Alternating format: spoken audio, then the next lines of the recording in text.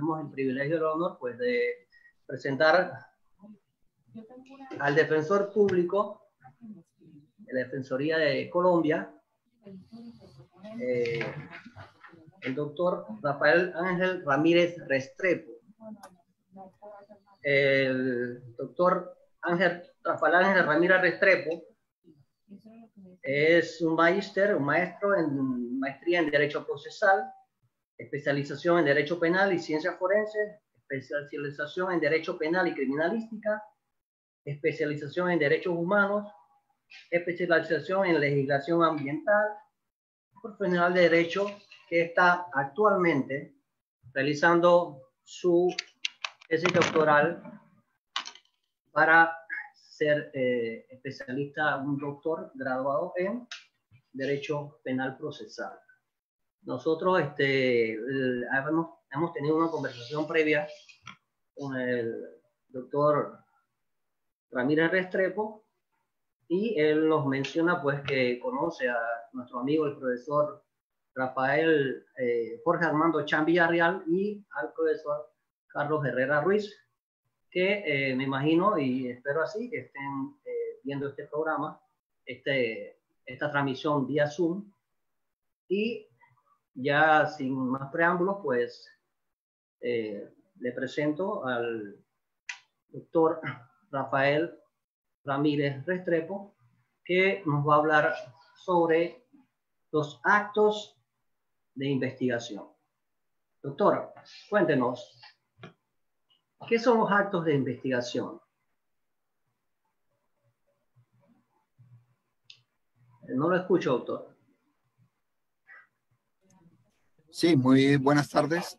Cordial saludo para todos los asistentes y personas pues, que van a estar por medio de Facebook, donde se va a transmitir esta conferencia, ¿no? La idea de nosotros llegar a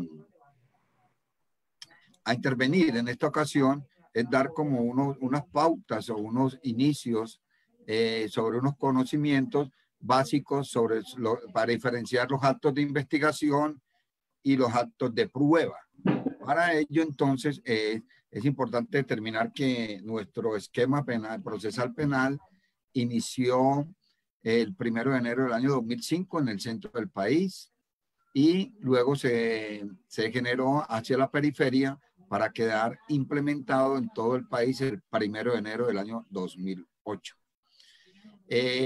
La idea de todo ello era buscar un cambio estructural en la forma de enjuiciamiento criminal en nuestro país y desembocando pues de lo que veníamos siempre tratando con un sistema procesal mixto, es decir, inquisitivo con tendencia acusatoria. Y lo que estamos haciendo ahorita es un sistema acusatorio, pero con tendencia inquisitiva. ¿En qué sentido? Todavía se siguen desarrollando muchos aspectos de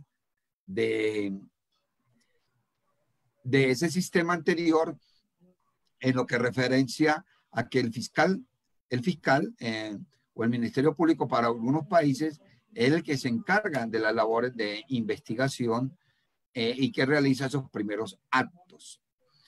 ¿Cuál es lo que vamos a decir? Nuestro esquema procesal penal está organizado en tres grandes estructuras.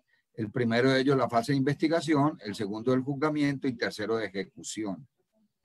En esa primera fase de la investigación es donde se realizan los diferentes actos que desde ya los vamos a diferenciar sobre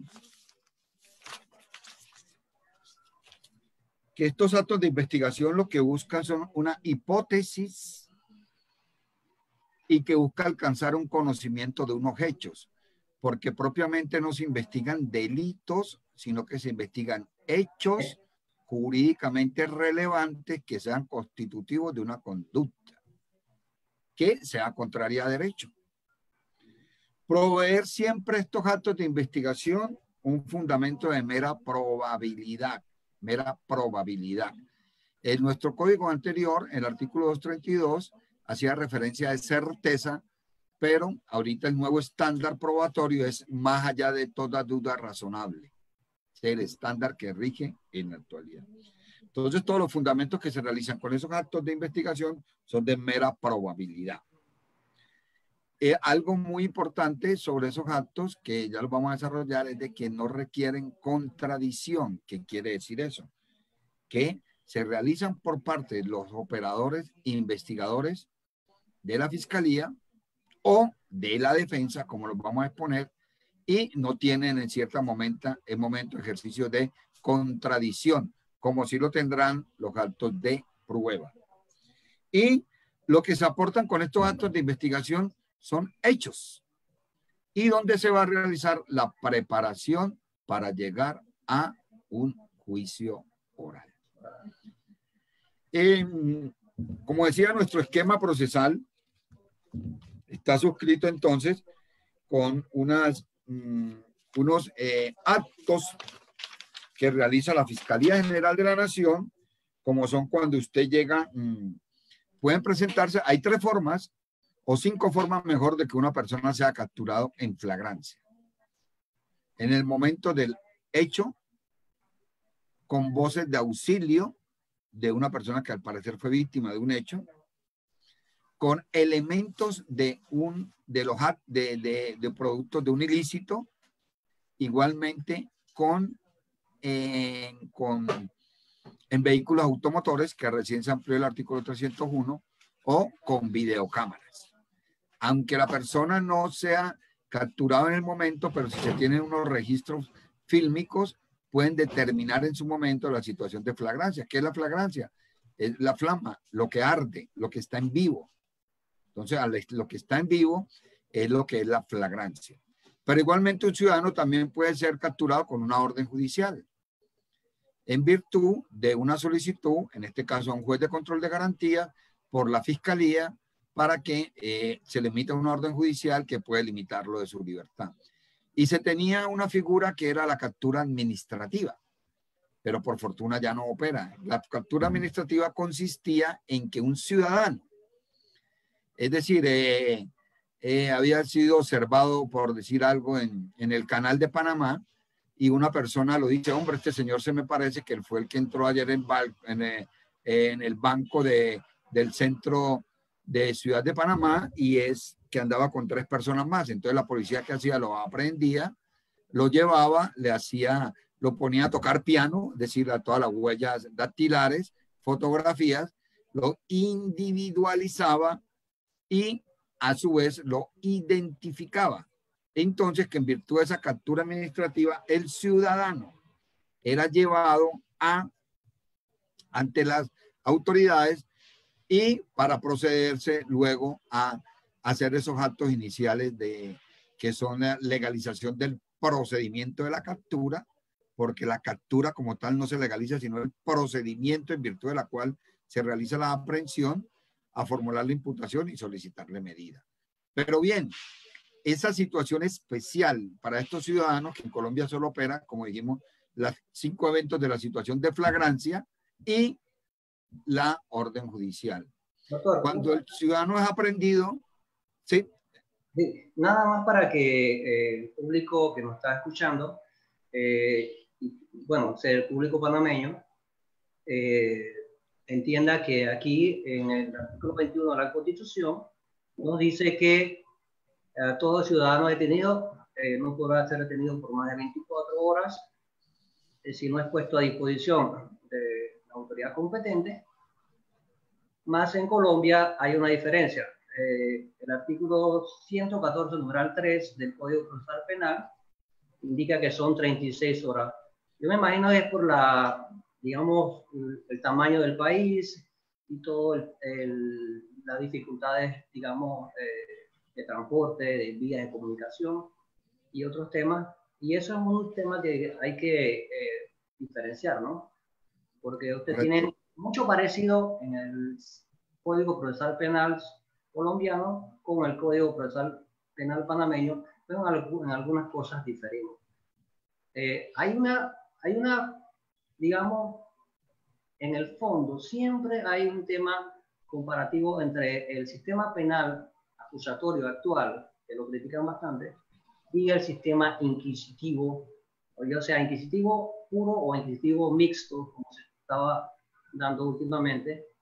Y en su concepto, rápidamente, ¿cuáles serían las diferencias o los cambios fundamentales que usted considera que han sido superados para, digamos, constitucionalizar el debido proceso, el derecho a la defensa y todo ese tema que muchas veces pues no se aplicaba o no había una tutela efectiva del Estado para proteger esos derechos fundamentales?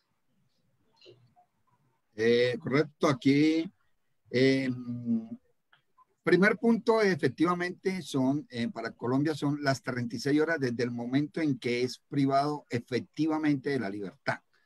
No hay que esperar que sea puesto a disposición de la Fiscalía General de la Nación. Inmediatamente que la persona es privado de su libertad, tiene que ponerse a disposición de la autoridad competente, que en este caso es de un fiscal. Entonces, y que básicamente cambió la estructura del esquema de enjuiciamiento criminal. Primero que todo, la permanencia de la prueba. En un sistema inquisitivo mixto, la prueba permanecía, es decir, la prueba llegaba al proceso, digámoslo así, con un gancho. Llegaba al proceso y ya era objeto de valoración por parte del operador judicial. En este caso, que el único que valora es el juez.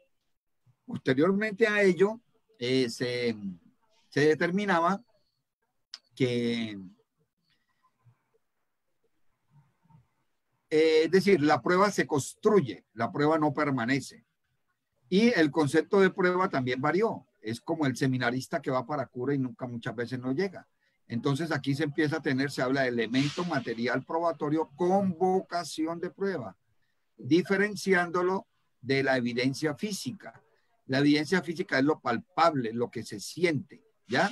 En cambio, el elemento material probatorio puede ser un testimonio, ¿ya? Una declaración que se hace en esa situación.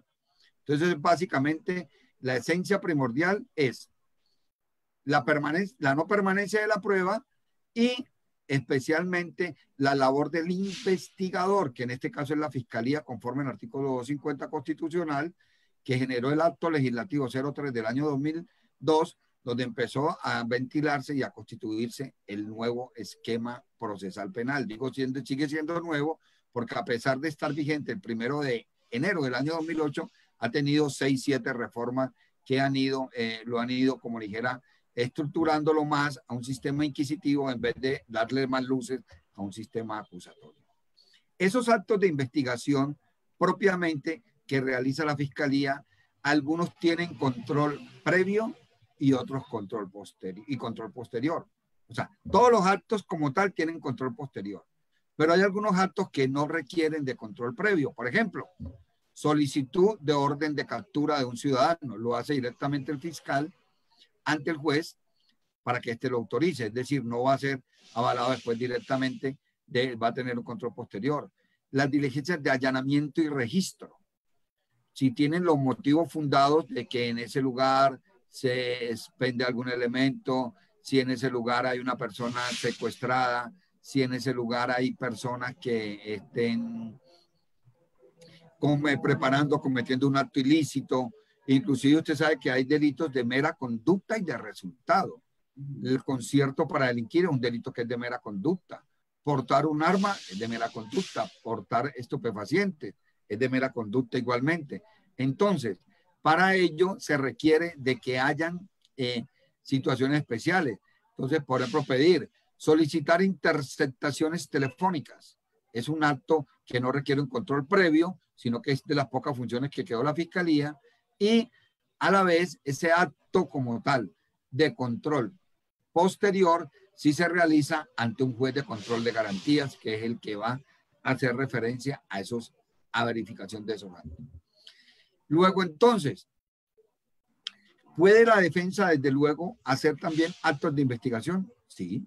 Inmediatamente ocurrido el hecho, la defensa lo puede hacer. Inclusive con la Defensoría Pública contamos en estos momentos con más de casi 200 profesionales en el área de balística, de lofoscopia, de medicina, de psicología, de de valoraciones a los ciudadanos sobre sus condiciones psíquico-mentales que se realizan por parte de ellos. Estos funcionarios que se tienen son funcionarios de mucha experiencia que han pertenecido a los órganos de investigación, es decir, al CTI, el Cuerpo Técnico de Investigación, pertenecieron al extinto DAS, Departamento Administrativo de Seguridad, y son personas muy capacitados, casi todos de ellos abogados. Pero no quiere decir ello que el investigador es el que va a dirigir el proceso, no. El director del proceso defensivo es el abogado. Y el abogado se estructura con el investigador para realizar un programa o un plan metodológico a mirar qué situaciones se van a dar, conforme a la primera fase que uno tiene con nuestros usuarios. Con nuestros usuarios se realiza la primera situación especial, es la entrevista. Y en la entrevista es claro que usted en la entrevista que tiene con alguna persona inculpada de un delito, más detenido, viene lo que es el principio de negación. Principio de negación usted lo pueden, voy a decir algo jocoso, cogerlo con el arma echando humo todavía y decir yo no fui, y con el cadáver al lado, lo que pasaba con Rubén Blades, con Pedro Navaja, ¿ya? Que llegó el hombre allí y cogió el revólver, el puñal 2 pesos y se marchó y después lo capturaron, ¿no? Homicidio, cuando solamente le había llevado el arma caliente todavía. Entonces el principio de negación opera, desde luego. Usted le puede estar diciendo qué pasó, qué sucedió, hombre, cuéntame, trata uno de ser amigable con él, qué posibilidades hay, no, y siempre te niegan. Y entonces uno desde esa entrevista uno va estructurando lo que es la defensa. La defensa tiene 2 formas, o defensa positiva, lo hizo y cómo lo hizo, y que bajo qué condiciones, o sea, si fue ira, intenso dolor, unas condiciones de exclusión del hecho, fue por un estado de necesidad, fue por amenaza, legítima defensa, bien. O no lo hizo, defensa negativa, no fui, no estuve, el principio era donde la ubicuidad, no podía estar en ese lugar y todo. Entonces, defensa negativa o positiva. En el derecho penal no hay situaciones intermedias. Aquí o es o no es, y ello desde luego debe aplicarse los principios lógicos del pensamiento de Aristóteles, siglo V antes de Cristo, quien con su seguidor Parmenides de Lea planteaba: hay 3 principios lógicos del pensamiento que son el principio de identidad, una cosa o es o no es. El principio de contradicción o no contradicción, que ya lo dijimos que estos actos de investigación no opera el principio de contradicción, y el principio de exclusión o tercero excluido, que si no se hace una verdadera labor de investigación desde el principio, todo eso va a llevar a la consecuencia de la exclusión de elementos. Fue, imagínense, en el año de 1666, cuando se crea el principio de la razón suficiente. Es decir, para cualquier operador judicial resolver un caso, bien sea en fase preliminar o en fase de juzgamiento, se requiere de tener estos 3 principios: identidad, contradicción, no contradicción y tercero excluido, para llegar al principio de la razón suficiente, o sea, para resolver. Sí, como usted decía, que el tema, en realidad, antes aquí en Panamá usábamos el término de buscar la verdad material y reconstruir la verdad, o sea, retroceder en el tiempo es imposible, y lo que más uno aspira es a tener una convicción de más allá de la duda razonable. En eso se basa el principio de no duda razonable. O sea, la duda razonable es aquella que llega a la convicción del juez dependiendo de todo lo que se aporte en material probatorio que se pueda incorporar en el proceso, ya sea directamente de la fuente de la prueba, que puede ser un testimonio, puede ser un peritaje, etcétera, que tiene que ser contradecido en un juicio oral con las reglas del principio de interrogatorio, contrainterrogatorio, y llegar al convencimiento interno del juez de que la persona es o no culpable, dependiendo de que ya sea la defensa o el Ministerio Público pues convenza a los jueces del Tribunal de Juicio Oral o al jurado de conciencia. Así que Correcto. los actos de investigación son los actos preparatorios para poder llevar el material y vertirlo al final, si no se llega a ningún acuerdo de métodos alternos de resolución de conflictos, llevarlos a un juicio oral. Esa es la función de los actos de investigación, ¿cierto? Compañero, me dicen algunas personas que me están escribiendo que están pendientes de que les den el aval de ingreso para aquí por este medio. Yuli. Para que por favor entonces les den el aval. Listo. Sí, básicamente es entendiendo de que si una persona, por ejemplo, como le digo, la defensa es positiva, es importante que de ella se conozcan estos actos de investigación para buscar una salida alterna o negociada. No llegar, inclusive que inicialmente se daban una rebaja considerable hasta que hasta el 50% de la pena. O sea,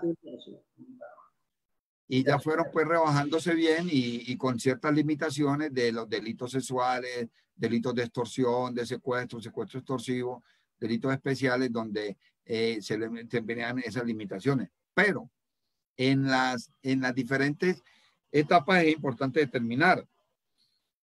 Y una situación muy especial de estos actos de investigación obedecen a las actividades que se realizan y labores de campo. Verificaciones en el lugar de los hechos. Inspecciones al lugar de los hechos. Entonces es muy importante determinar qué es lo que se encuentra, cómo se encuentra y desde ya ir haciendo lo referente a lo que es el embalaje, la rotulación y determinar bien todos esos aspectos para que se vayan dando en razón a buscar elementos materiales probatorios que puedan servir. Si bien un ciudadano es realizado y la cadena de custodia viene afectada, no con el cumplimiento, es el caso más patético que tenemos es de J.J. Simpson, que fue absuelto por esa situación porque los elementos y la escena no se compadecía con los hechos de posiblemente que fueron inculpados por ese homicidio. Entonces, recordemos que él fue absuelto por el homicidio, pero fue sancionado civilmente pues por el tema de la responsabilidad y el cuidado de su familia. O sea, que hay una pregunta, nada más para que el público entienda. Hay actos de investigación que requieren el control previo y actos de investigación que requieren control posterior del juez de garantía, y hay actos que no requieren la autorización del juez de garantía, ¿cierto? Sí, son los actos, o sea, no requieren control previo. Por ejemplo, solicitar allanamientos y registros para capturas de personas, demostrando que la persona puede irse del lugar, puede manipular los elementos materiales probatorios, puede amenazar testigos o comprar testigos, digámoslo así. Entonces son allanamiento y registro, eso inmediato, verificando el control previo. Inclusive casi se decía que no se podían realizar desde las 6 de la tarde a las 6 de la mañana. Pero fueron entendiendo de que muchos ciudadanos que están pues en una tarea delinquiendo, llegan a sus residencias a medianoche, dejan las provisiones para sostenimiento de su familia y a las 2, 3 de la mañana vuelven y salen. O sea, no permanecen allí. Entonces, ¿qué hicieron? Que esos motivos fundados se organizaron para que esas capturas fueran realizadas también en ese horario, entre las 6 de la tarde y las 6 de la mañana, que eran donde más podrían estar estos ciudadanos. Y en Panamá el Código Procesal Penal dice que es de 6 de la mañana a 10 de la noche, pero si el fiscal motiva las razones y los elementos que puedan llevar al juez de garantía a autorizar un allanamiento a las 2 de la mañana, 3 de la mañana, dependiendo de toda la motivación que dé el fiscal al juez para que lo autorice. Por el tema que acabo de mencionar. Eso es muy importante para los compañeros defensores que en el momento de realizarse peritazgos en esta fase de actos de investigación hay que aplicarle a esos peritazgos lo que se ha llamado los criterios Dauber. O que hagamos un breve resumen que son los criterios Dauber. En 1923, Free un ciudadano en Estados Unidos que acepta un hecho de homicidio y más adelante él dice, hombre, pero realmente yo sí cometí este homicidio. Y le hacen la prueba del polígrafo, que no es otra cosa pues que la situación hidrostática del ciudadano, si ahí tiene tendencia o no a mentir. Finalmente no se pudo determinar en ese caso Fried que pueda determinar, pueda haberse considerado de que esa prueba ¿cómo? El polígrafo. De la prueba del polígrafo correcto hubiera tenido una relación de causalidad entre el hecho del señor Fried con el homicidio que él había aceptado.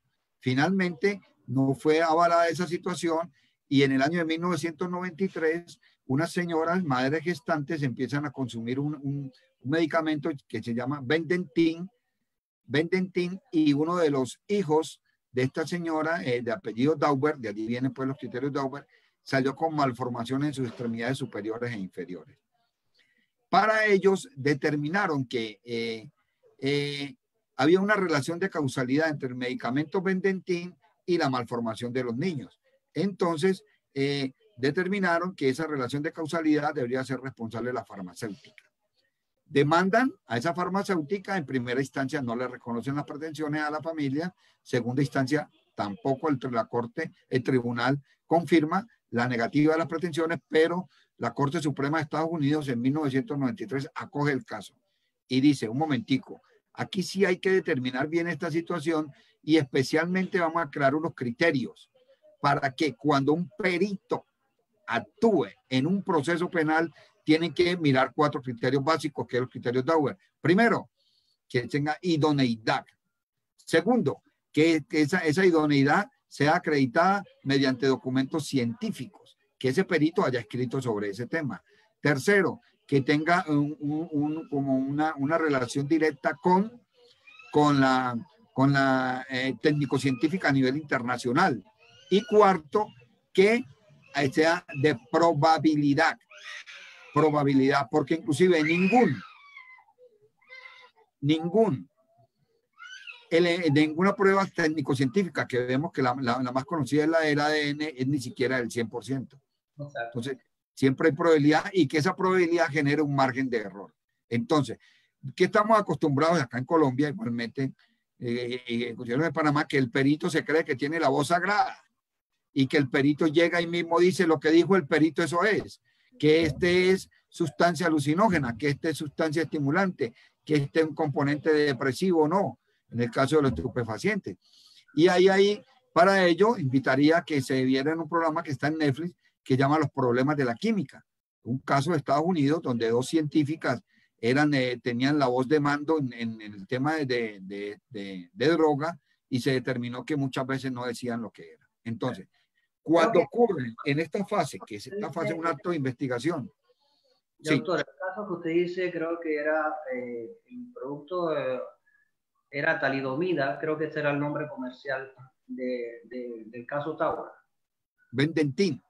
Sí, Bendentin, que es para las náuseas. Talidomida, que causaba unas deformaciones fetales y los niños pues nacían sin extremidades, etcétera, ¿no? Era muy perniciosa, pero bueno. Continúe porque yo sí, en el tema, en el cambio de paradigma con el sistema penal acusatorio, es que hay un control horizontal, en el sentido de que ambas partes, ya la defensa y el Ministerio Público, en cierta forma tienen igualdad de armas, es decir, ya pueden poner un perito que contradiga al perito de la fiscalía y que pueda haber un contradictorio mucho más científicamente, digamos, analizado y evidenciando fallas en los protocolos, en fallas, digamos, de análisis o de conclusiones, que esa es la diferencia ahora que tenemos con el sistema penal acusatorio en relación al inquisitivo, que era pruebas tasadas o la prueba legal, en que el Ministerio Público era juez y parte y sabíamos que las conclusiones pues no llegaban a ser las más correctas en el sentido estricto de la lógica, la máxima de la experiencia y la sana crítica. Correcto. Bueno, entendiendo que esto es un proceso dialógico de partes, un proceso con altura, con respeto, con dignidad, donde se va a respetar el principio de la lealtad procesal, entonces el término no es un término propiamente de igualdad de armas, ¿no? Más bien un término de igualdades procesales, porque esto no es una lucha, no es un combate. Entonces, ese es, digámoslo así, es un sofisma en cierta forma, porque vemos que si la defensa pública en nuestro país cuenta con aproximadamente 200 expertos en ese tema, la fiscalía tiene de 2.000 o más. ¿Ya? Entonces, ¿qué es lo que se busca? Pero igualmente como defensa nosotros podemos solicitar intervención a los operadores de la fiscalía. ¿En qué sentido? De que pedir, por ejemplo, algún tipo de practicar de alguna muestra de algún fluido corporal, bien sea semen, vagina, de semen vaginal, orina, lágrima, folículo capilar o alguna situación, pero realmente no, voy a decirlo con toda franqueza, no hay poca confiabilidad en ese resultado porque no vemos que para la fiscalía le interesa llevar su caso y que el caso sea fructífero, porque para ellos parten de un efecto contrario, o sea, no de presunción de inocencia, sino presunción de culpabilidad. Y para ello, inclusive, que tenemos aquí que se le aplican medidas de aseguramiento antes del proceso terminar. Se le aplican medidas de aseguramiento provisionales siempre y cuando sean debidamente fundamentadas o sustentadas por parte de los operadores. Doctor, aquí en Panamá el artículo 24 del Código Procesal Penal habla sobre la investigación objetiva, es decir, que el Ministerio Público está obligado a investigar lo que le favorece o todo, lo que no le favorece y lo que le favorece al imputado.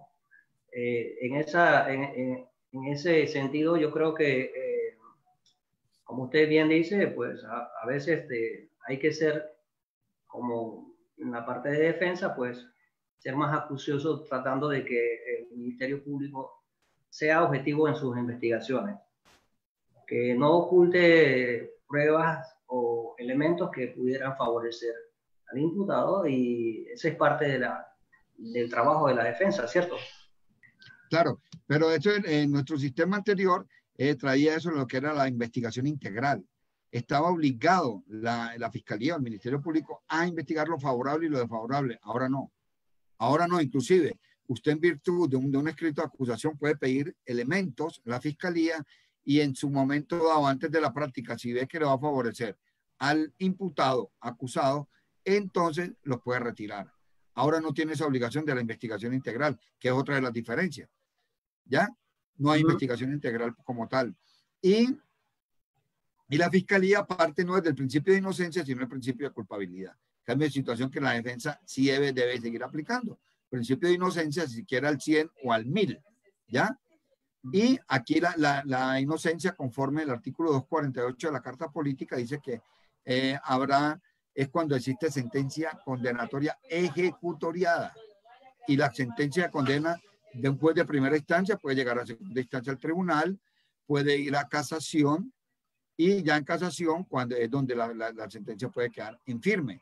Ya ahí sí es un antecedente y ahí sí se considera que ha sido derruida la presunción de inocencia. Aún así, ese principio de cosa juzgada acá en nuestro país también tiene una posibilidad de una acción de revisión penal. Artículo 192 tiene 7 causales y dice, si ese principio de cosa juzgada se demuestra por alguna de las 7 causales, puede dar a resiliencia de la sentencia, puede rebajar la pena o inclusive puede generar absoluciones. Entonces, esa situación desde el fiscal, con el mayor de los respetos, cuando recibe un caso, él ya de una vez presume que esa persona es responsable, ¿ya? Sin pensar de que pueden haber situaciones que no demuestran, pero dicen, bueno, ellos están preparados, que el defensor siempre va a ejercer esa contradicción, pero no propiamente a los actos de investigación, sino a los actos de prueba. Entonces, por eso es que ellos pueden construir un caso y lo llevan hasta formular una acusación, y es donde ya empiezan a tener dificultades en la situación de probar ese elemento cuando vayan a desahogar ese elemento con vocación de prueba. Es lo que está pasando. Y por eso nosotros hemos realizado muchos procesos que han llegado pues inclusive hasta con justicia mediática, y donde un grado de responsabilidad de un ciudadano, y uno después va demostrando que realmente no fueron, realmente no son, realmente puede haber sido una confusión, realmente operó el don de la ubicuidad, realmente lo que la fiscalía pretendió llevar no lo hizo, o empieza a generarse, a tener problemas en cuanto a la cadena de custodia. Es decir, usted para recoger un arma de fuego en una escena tiene que recogerlo de una manera técnica, con guantes, cogerlos por la parte no de la empuñadura, sino de la parte donde está el cilindro, meterlo en una caja de cartón, en una bolsa plástica, para que no se sude y pueda eliminar huellas latentes. No se puede, por ejemplo, como cogen que ganan la escena del elemento, y de una vez coger el arma y echársela en la pretina al policía, y después llegársela allá y entregársela al experto para que éste realice una prueba oprológica de si el arma era idónea o no idónea, ¿ya? Y además determinar qué son en cuanto a las armas de fuego. Las armas de fuego son las que tienen punibilidad, pero las armas que no son, que son armas deportivas o algo, no son sancionadas por nuestros códigos penales. Tienen un tipo, una sanción administrativa. El principio de la cadena de custodia opera el principio de mismicidad, es decir, asegurarse de que el elemento material probatorio sea el mismo que se recogió en la escena, que sea el mismo que se presente en el juicio oral. Ese es el principio en el que se basa la cadena de custodia. Si usted rompe la cadena de custodia, lo que está es viciando el elemento probatorio, el elemento material probatorio, y lo pueden desechar en el juicio oral, lo pueden impugnar, lo pueden quitarle la validez. La validez porque no hay certeza de que sea el mismo elemento que se recogió en la escena del delito, por ejemplo. ¿Cierto? Inicialmente se hablaba del principio de mismicidad, pero no existe. Es el que usted acaba el término exacto del principio de mismidad. Es el mismo que está y que pudo generar las mismas características propias de su recolección, por decir algo. Una letra de cambio, un cheque que haya sido recogido en una escena, que haya sido el motivo de una conducta delictiva, entonces después van a determinar que ese no era el cheque que la fiscalía presentó, fue una fotocopia. No, tiene que presentar el original, en virtud de la cual fue que se generó. Tiene que presentar el arma de fuego con su examen oprológico. Tiene que, porque hay una discusión también, compañero, en el sentido de que se dice que si el cuerpo, mejor, el cadáver es un elemento material probatorio, ¿sí o no? La respuesta es no. El cadáver por sí solo no es un elemento material probatorio. Es lo que se extraiga de él. Entonces muchas veces te presentan una foto de un elemento material probatorio, de un cadáver, y dicen que es de la persona, sin tener la expresión técnica del cadáver, sin tener el documento que registra la defunción, de qué horas falleció y por qué causa, sin tener el soporte específico de la causa de la muerte.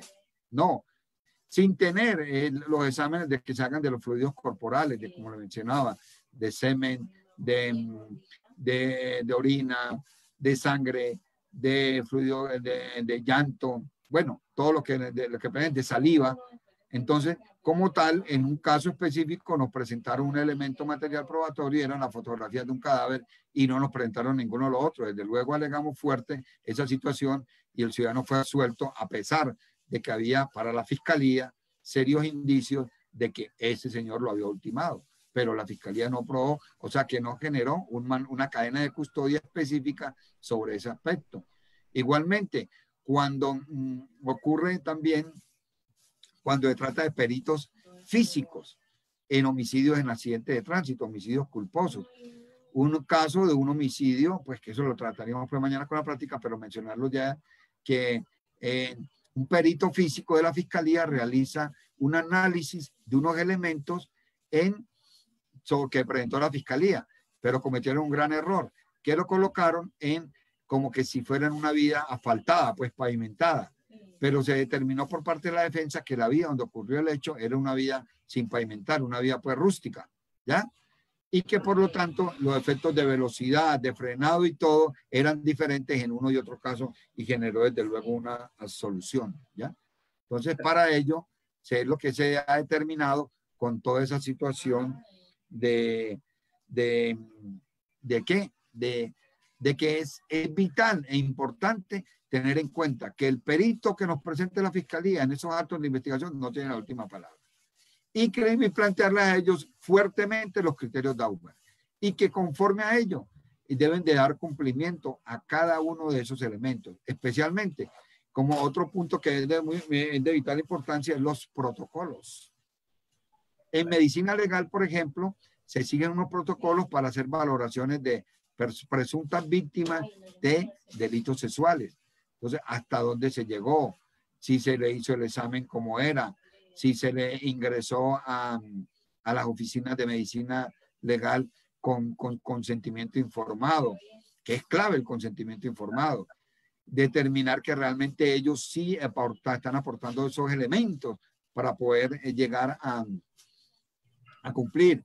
Es decir, se le hizo el examen vaginal, se le determinó si tenía o no lesiones, si tenía quimosis. Una cuestión muy importante que se ha determinado aquí, si el himen es elástico o no elástico.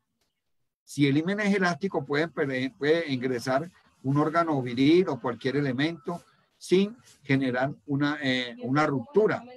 Pero si se determina en una persona que el himen no es elástico, debe quedar muestra, equimosis, rasguños, laceraciones y esas situaciones. Entonces muchas veces en nuestros operadores de medicina legal han considerado de que no, que dicen que no se observa equimosis ni lesiones, pero es probable que haya sido abusada. Entonces allí es donde uno viene a atacar al perito, atacarlo jurídicamente, de que de todas formas con el principio que esto es una prueba de probabilidad, no es de certeza. Ninguna prueba técnico-científica es de certeza. Y entonces allí es donde uno los va frenando y ellos le está dando, y con todas estas situaciones que he ido aplazando, a pesar de que los criterios Dauber son de 1993, nuestros códigos lo incorporaron, fue ahorita, en el año 2004, 2005, que lo han planteado en el artículo 414 de nuestro Código Procesal, en el sentido, 422 mejor, de los criterios Dauber, en Colombia. Entonces, para determinar esa situación. Entonces, muchas veces, es decir, el defensor no gana ni pierde casos. El que gana o pierde es nuestro usuario, en su momento. En su momento es el que va, porque hasta ahora no conozco pues que ningún defensor se haya ido a pagar siquiera un día de carne allá en La Joya o en La Joyita con la persona. Allá no recuerdo pues, no sé que ninguno vaya hasta allá, ni aquí en la cárcel de Bellavista, ni en La Picota, ni en La Modelo, no. El que pierde el caso es el ciudadano, pero nosotros como tal, como defensores, sí debemos buscar la forma de hacer una buena defensa, no pasiva. Como voy a decir, no voy a ver qué tiene la fiscalía, voy a ver qué tiene, no, ¿qué tiene usted? Para poder contrarrestar en un momento a la fiscalía. Entonces, muchos compañeros han tenido dificultades en esa situación. ¿Por qué? Porque se esperan una defensa pasiva y cuando vamos a mirar mañana los actos de prueba, vamos a determinar que ni siquiera objetan no contradicen, no presentan oposiciones, no presentan interpelaciones y desde luego no van a hacer unas manifestaciones directas en un alegato de clausura. Inclusive aquí en nuestro país, eso lo miramos mañana, no está obligado a hacer el alegato de apertura en el juicio oral. Y entonces le dicen, no, pero como no estoy obligado, no lo hago. Hombre, al contrario, si no te están dejando, si no te lo están colocando como requisito, es porque lo consideran que es vital que lo hagas. Es como si usted va a pretender una chica. ¿Quién eres? Bueno, abogado, estudiante, que estoy haciendo esto, expositor, y toda esta situación. Usted tiene que contarle quién es, qué hace, ¿ya?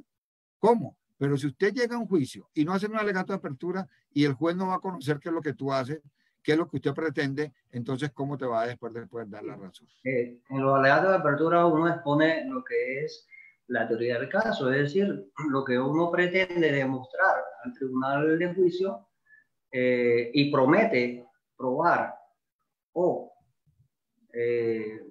digamos, llegar a convencer al juez mediante lo que usted tiene como elementos de defensa, llegar al convencimiento llegar a la mente de los jueces para que compren su teoría del caso.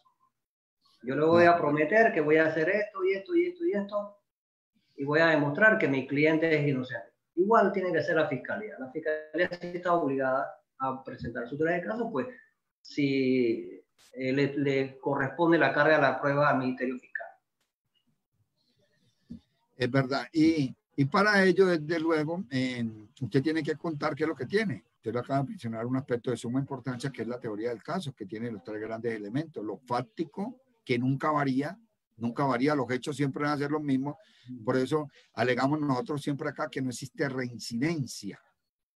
No hay reincidencia, nadie se baña dos veces en el mismo río, ¿ya?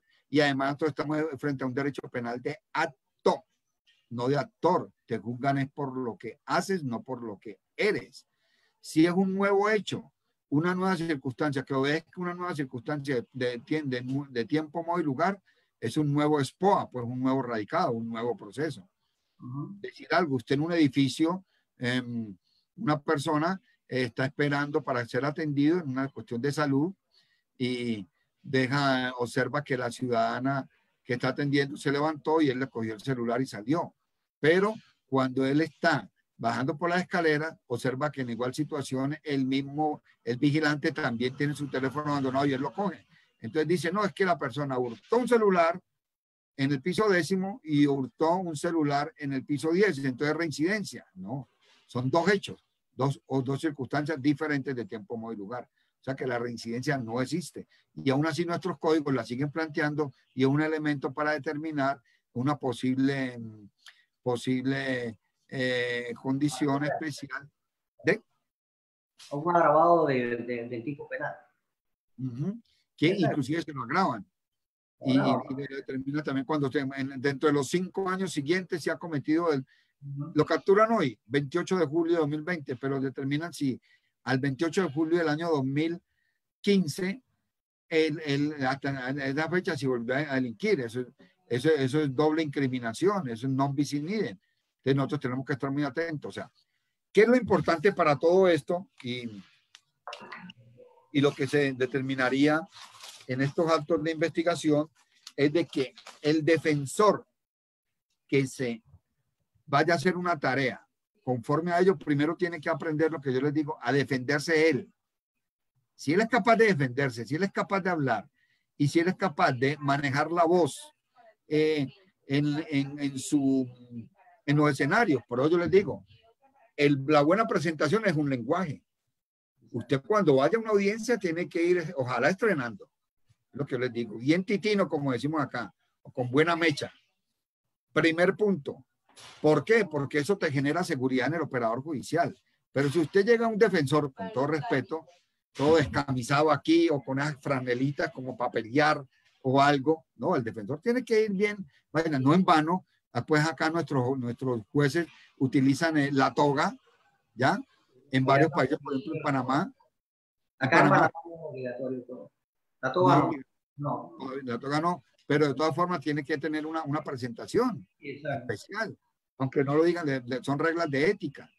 manejar bien la voz, la velocidad, la pausa, el tono, el ritmo. ¿Cómo La hablar? técnica de intimidación oral, como se conoce, ¿no? Claro, Técnica de intimidación oral, todo el tema ese, pero sobre todo conocer bien su expediente, porque no vas a llegar a improvisar. Uno tiene que prepararse, tiene que investigar, tiene que analizar todo el tema, conocer el expediente lo mejor posible para poder ver, observar las contradicciones, posibles contradicciones que tenga el Ministerio Público o los testimonios o las pruebas, o los elementos probatorios y saber utilizar las técnicas de litigación oral para poder convencer al tribunal de juicio o al jurado de conciencia. claro. Y entonces, allí iba. Entonces, con esas técnicas que uno llega, la presentación, la vocalización y todo, y una cuestión muy importante es de conocer la prueba. Por eso voy a permitirme a enviarles unos libros de la prueba y la prueba de los hechos de Michele Tarufo, que me las entregó de manera personal, que he tenido oportunidad de encontrarme con él varias veces, y es una persona pues muy amable y dice que lo tiene, donde él tiene unos libros de la prueba, que ahí habla de los criterios Dauer, también habla de la prueba de los hechos, y tiene mucha cantidad de elementos que él, un promedio de 12 textos, están en digital, se los voy a enviar para que se los socialice con todos los compañeros. Y entonces dice Michele Tarufo, es que si tú vas a ejercer una defensa de un ciudadano y no tienes una conciencia de lo que es la prueba, hermano, ¿cómo vas a ir? Y por eso él dice, hay que tener en cuenta de la búsqueda y preparación de la prueba. Todo ello va a la cadena de custodia. El aseguramiento de la prueba, el ofrecimiento de la prueba. La fiscalía la ofrece para acá en nuestro país con el escrito de acusación y en la formulación de acusación. La presentación de la prueba, que es en la audiencia preparatoria, que tiene que ser una prueba legal, que tiene que ser convincente, que una prueba que vaya a ofrecer, no vaya a ofrecer incredibilidad, ¿ya? Que la prueba sea verosímil, que sea pertinente, que sea adecuada, ¿ya? Y posteriormente la práctica de la prueba, que es donde se realiza el desahogo o la práctica de la prueba, que es lo que vamos a mirar mañana en ese aspecto. Y donde allí sí hay controversia de la prueba. Y finalmente, para que el juez valore la misma, porque el único que valora es el juez, ni siquiera el defensor. El defensor tiene unos principios lógicos que, basados en los principios lógicos del pensamiento de Aristóteles, que lo mencionamos, es donde él va a llevar y a buscar el convencimiento, más allá de toda duda, al operador judicial de que esa prueba es viable y que lo puede, y Bueno, puede doctor, llegar a su solución. por lo menos hemos tratado de cubrir el tema de los actos de investigación y lamentablemente el tiempo es nuestro enemigo en este tipo de intercambio y este taller seminario que hemos tratado de ser un poco precisos en las definiciones y en los ejemplos, pero que mañana continuamos a la misma hora, a las 5 de la tarde, aquí, hora de Panamá, para ver si mañana, pues, en el tema de los actos de prueba, podemos incluir e invitar a los colegas suyos allá en nuestra hermana República de Colombia para que se incorporen, que este es el plato fuerte. Yo pienso que los actos de prueba son la parte medular del seminario taller. Por lo menos yo le agradezco infinitamente, doctor, su participación el día de hoy. Lo invito para que mañana, yo primero, pues estemos al aire para poder darle un pantallazo a los actos de prueba. Le agradecemos, doctor. Yo sé, ojalá tengamos la oportunidad de poder reunirnos presencialmente aquí en Panamá o participar en algún congreso. Pero le agradecemos, doctor, y le damos un minuto para que pueda despedirse de la audiencia, bueno, internacional, pero en particular la de Panamá. Correcto. Bueno, agradeciendo esta excelente oportunidad y desde luego siempre he considerado de que entre mayor debate dialógico, con altura, con respeto, podemos intercambiar idea de muchos, de que bien, si somos vecinos, que yo soy del departamento del Chocó, ahí pegadito con de Quibdó, Chocó, bien, es correcto, y entonces somos vecinos, porque no se olvide que fue en 1903 que Panamá se segregó de Colombia, ¿no? Éramos de acá, igualmente seguimos siendo. Y entonces, muchas gracias por ello. Entonces ya le diré después a los compañeros para que estén y me dicen que pueden revisarla entonces por Facebook, que en Facebook está montada la conferencia en ese momento, ¿cierto? Sí, señor. Ya a partir de mañana, y que mañana sí ya pueden tener la intervención propiamente en esta situación. Muchas gracias y estaremos atentos. Es muy amable usted. Un abrazo fraternal, doctor. Hasta mañana. Bueno, muy bien. Gracias.